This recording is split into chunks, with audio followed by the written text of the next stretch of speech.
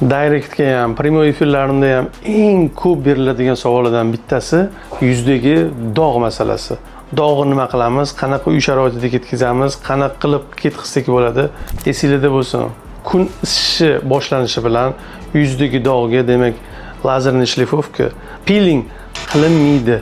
Yuzinglardagi dog'ni yana ham to'qartirib, yana ham kattalashtirib yuborasizlar.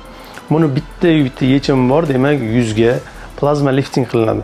Plazma lifting demak, o'zingizlarning qoninglarni olib turib, plazma qismini ajratib olib, trombotitlar massani yuzga, demak, inyeksiya orqali yuboriladi. Bu protsedura eng, demak, bezopasniy hisoblanadi. Homiladorligi buni противопоказанияsi почти yo'q. Demak, homiladorlarga bo'ladi. Emizikli ayollar olsa bo'ladi. Даже shunaqa kasalliklarda VICH infitsirованный SPID kasalligida ham, demak, ehtiyotkorlik yuzasidan plazma lifting muolajasini qilsa bo'ladi. Bu muolaja absolyutni bezopasniy hisoblanadi, xavfsiz.